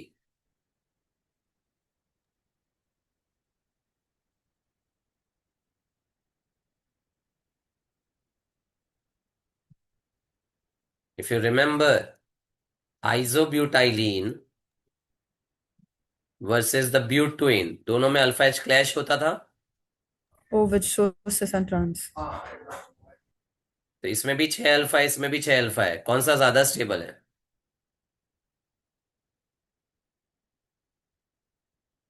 एक ट्रिक दिया था इसमें, if the substituents are on the same carbon after the delocalization of the alpha H, this will produce a primary carbon ion and this will produce a secondary carbon ion. When the alpha clashes, the groups on the same carbon will give more stability. या फिर terminal alkyne ज्यादा stable होते हैं non terminal से, क्योंकि यहां से जब अल्फा एच को डीलोकलाइज करेंगे, this will produce a primary carbon ion through the hyper conjugation and the other one will produce a secondary carbon ion. अरे अंडरस्टूड? Yes, sir. तो 5 अल्फा वाला ज्यादा स्टेबल है, मतलब उसका heat of combustion Will be lesser. More stable, lesser, मतलब it will be S. Then we are left with cis and trans. Trans is more stable, Yes. तो इसका Q आएगा और cis में T आ जाएगा। हो गया 6 अल्कीन्स क्लियर। Yes, sir. अब ऑप्शंस चेक करते हैं। P and U. P is this and U is the above one. Are they the position isomers? Yeah. Yes. Because position के लिए the chain should be same. Position isomers होने के लिए carbon chain same होना चाहिए। Correct है ये। R and S chain isomers है। R स्ट्रेट है, S ब्रांच्ड है। Yes. Yeah, correct. ये भी करेक्ट है।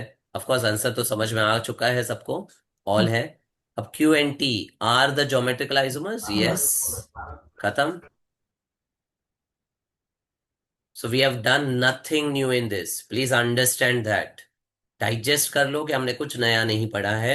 हमने आइसोमेरिक अल्कीन्स को हीट ऑफ कंबशन से रिलेट करके जो unknown P Q R S T U है आइडेंटिफाई करके ये क्वेश्चन सॉल्व कर दिया है। Fine. Yes, sir. Yes, sir. Identify the correct relation. Resonance structure stability. Stability. हाँ, फर्स्ट वाला और सेकेंड वाला, हाउ डू यू कंपेयर?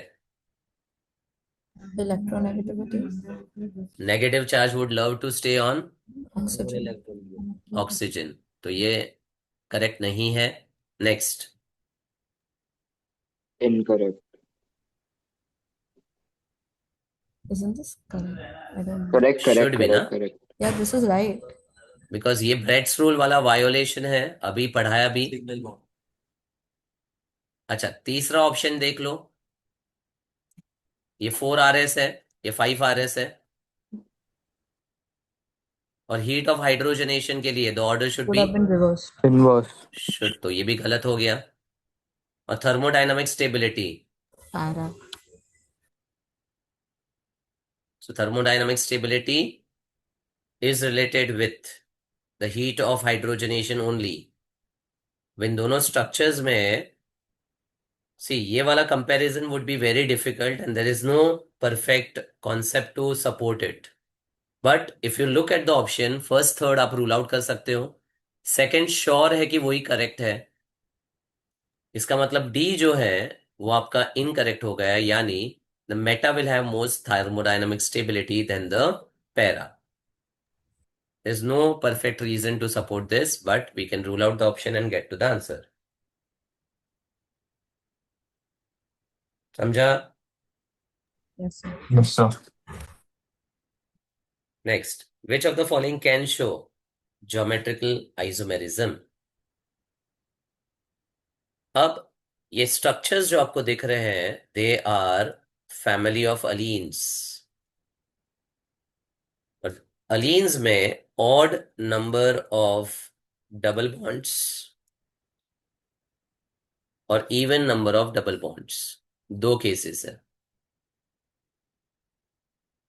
ये 2016 के नीट फेज 1 में आया हुआ क्वेश्चन है, जिसको मैं डार्क ईयर बोलता हूं, जिसमें सबसे ज्यादा out of the syllabus question आए थे। उसी के रिलेटेड ये क्वेश्चन है। तो अलीन्स में odd number of double bonds जो होते हैं, that shows optical isomerism and even shows geometric isomerism. तो इसमें ज्यादा कॉन्सेप्ट को नहीं, खाली ट्रिक को याद रखना है। अलीन्स में ऑड है तो, सॉरी उल्टा, ऑड है तो जीआई शो करेगा और इवन है तो ओआई शो करेगा। अब करना क्या है, अगर अलीन दिखा और आपको जीआई के रिलेटेड क्वेश्चन आया, तो आपको सिर्फ ऑड या even number of double bonds check करने हैं। अच्छा, by the way, double bond is equivalent to a cyclic ring as well, right, क्योंकि दोनों का ड्यू सेम होता है। तो यहां पर खाली एक वेरिएशन था कि साइक्लिक रिंग दे दी है। अब for the first one, how many double bonds on the ring do you see? Total 3. 3. Next. 5. 5. Next. 3. 3. And odd shows GI, तो all of GI. this. All of these. दूसरा एक और चीज बताता हूं, biphenyl 2016 phase 1. When you have a biphenyl, मतलब benzene connected to another benzene, and if you have a substituent as iodine, fluorine, let's say fluorine and iodine, then ortho disubstituted biphenyl is optically active. Don't ask why, just remember it. आया तो just एक direct factual thing. Ortho disubstituted is optically active. मतलब ortho की सारी position substituted होनी चाहिए। तो biphenyl अगर दिखा तो 1 2 3 4 सब्स्टिट्यूएंट्स दिखते हैं, तो वो ऑप्टिकली एक्टिव हो जाता है। तो this is some extra concept with respect to allene and the biphenyl.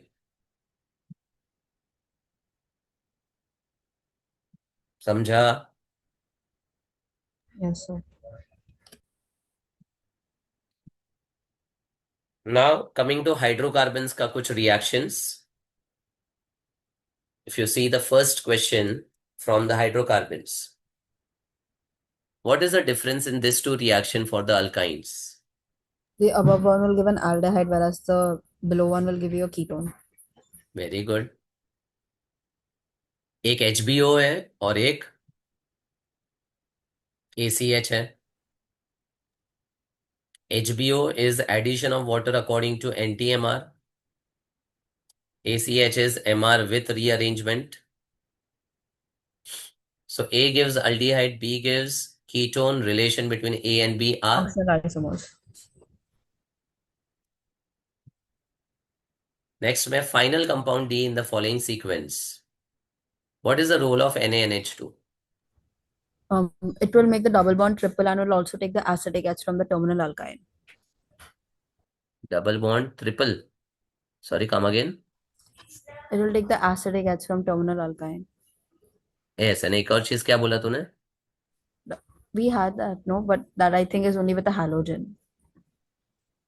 हाँ, NaNH2 is basically a strong base. अगर वो डाइहलाइड है तो अल्काइन बनाता है, और एसिडिक H है तो उसका कॉन्जुगेट बेस बनाता है। इस केस में of course it will be removing the Will make terminal conjugate H base. Yeah. and make a conjugate base which is a carbon ion base. Yes. C triple bond C negative. Correct. And then methyl iodide क्या करेगा? Iodine and Na will take NaI and then methyl will get substituted. So this is that beautiful reaction where we convert a terminal alkyne to a Non-terminal alkyne. non-terminal alkyne. फिर bromination कहाँ add करेगा, alkyne पे या Across the alkyne double पे? bond. Because alkene is more reactive than alkyne towards the electrophilic addition. So C compound will have the 2Br आजू बाजू, and triple bond at the bottom, which is a non-terminal alkyne. आगे H2 palladium barium sulfate, Reduction. Cis. BTLC, Yeah. और BTLC में सिस बन रहा है, तो दो Br आजू बाजू और सिस अल्कीन एक ही जगह है, option B. See, roadmap reactions में, if you are thorough with all the reaction, I'm 100% sure you can crack any type of roadmap sequence. उतना मैंने आपको रोडमैप रिएक्शंस के थ्रू एग्जाम्पल्स दे देकर वो क्लियर करवा दिया है. So if you have adopted my way of understanding the roadmap sequences, it should be very very simple for you all. Reaction of the molecule shown below produces. What will D2Ni do? Reduction. And the double bond will change to, Single bond. and DD add हो जाएगा. It's not a normal hydrogen, it's heavy hydrogen, right? अब थोड़ा सुनना ध्यान से. ये वाला जो है ना, it is having a dark and the dash wedge का रिप्रेजेंटेशन. मतलब क्या है कि इस पर्टिकुलर कार्बन का जो कायरल कॉन्फ़िगरेशन है वो फिक्स है. अज्यूम कर लेता हूं R. अब रिएक्शन होने के बाद is there any new chiral centre developed? Yes. Yes. How many? 2. 2. And ये 2 कायरल सेंटर जो है वो इस R के साथ तो फिक्स रहेगा. Yeah. तो मान लो R के साथ दूसरे का RS बना और ये R फिक्स के साथ SR बना, Yes. तो ये एक दूसरे के क्या है? Diastereomer, right? Because one is clashing. अब समझ में आया कॉन्सेप्ट? मैंने ट्रिक दिया है कि when one chiral configuration clashes, it will be the diastereomers का pair.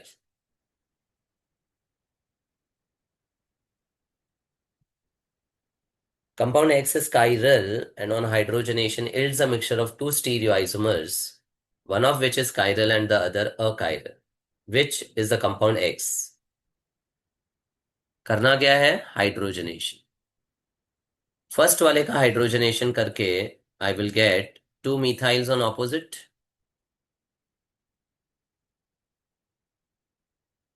Yes or no? Yes. तो यहाँ पे मेरा एक जो मिथाइल है वो डार्क पे है और H डैश पे.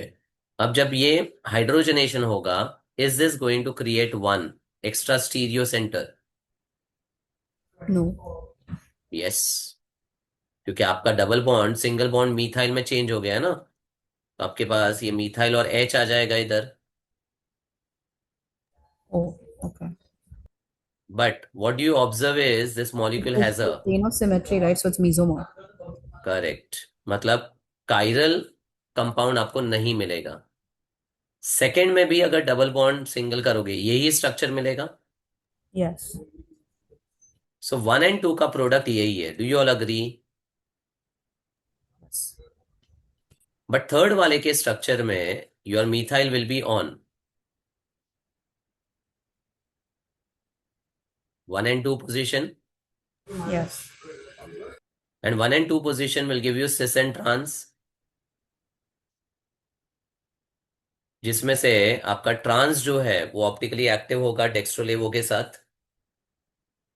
ये हम कर चुके हैं. इफ यू रिमेंबर C5H10 में when you have a cyclopropane with 2 methyl, मैंने आपको बताया था ये दोनों मिथाइल या तो ऊपर हो सकते हैं या तो दोनों मिथाइल नीचे हो सकता है. At least respond if you are okay Yes. With it. तो ये जो है आपका सिस है वो ऑप्टिकली इनएक्टिव है, बट ये ट्रांस में सिमेट्री नहीं है, तो Optically ट्रांस का डेक्स्ट्रोलेवो याद आया कुछ? Yeah. So we have done this. So 1-2 compound हो नहीं सकता, सिर्फ 3 हो सकता है Compound क्योंकि only उसी 3. में डेक्स्ट्रोलेवो आता है. Answer is option B.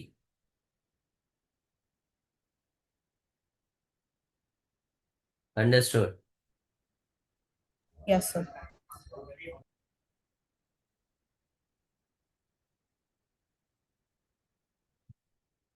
Now, a butadiene with HBr giving you the major product.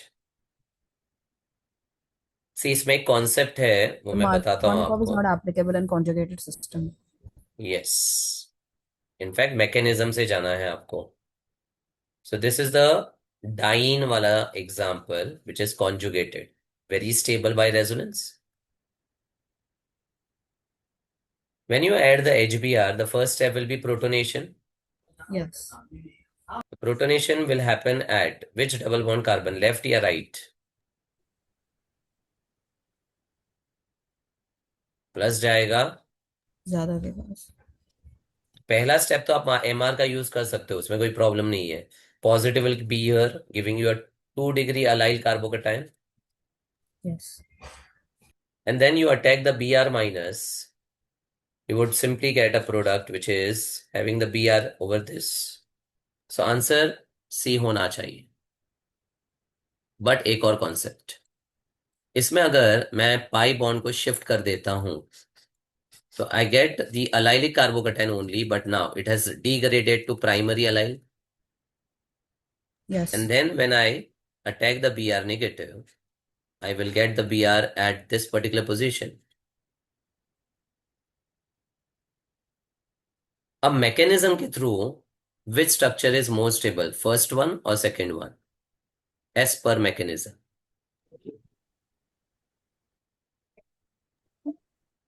Mechanism मतलब you have to check the stability of.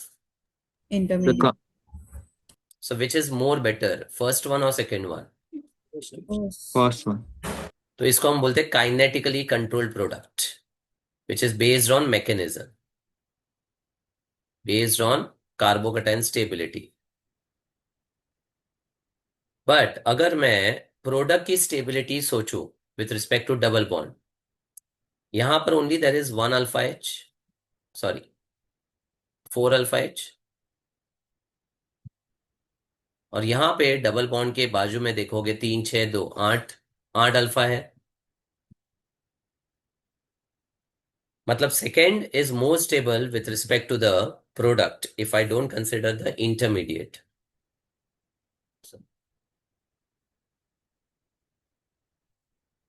सो इसको हम बोलते हैं TCP, thermodynamically controlled product, which is based on stability of the product.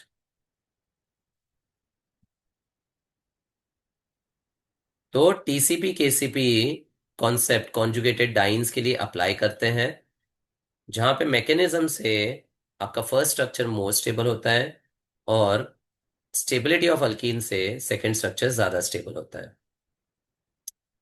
सो अगर आपके पास HBr1 equivalent दिया हुआ है, then this is to be considered with a room temperature, मतलब टेम्परेचर नहीं दिया है. अब होता क्या है, KCP is always formed at low temperature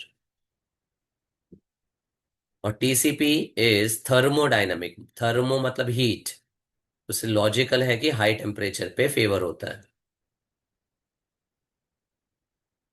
इसीलिए जब टेम्परेचर मेंशन नहीं करते हैं और अगर टेम्परेचर हाई है या रूम टेम्परेचर है डिफॉल्ट वाला, then always you have to go for the TCP which is the structure number A, thermodynamically controlled product.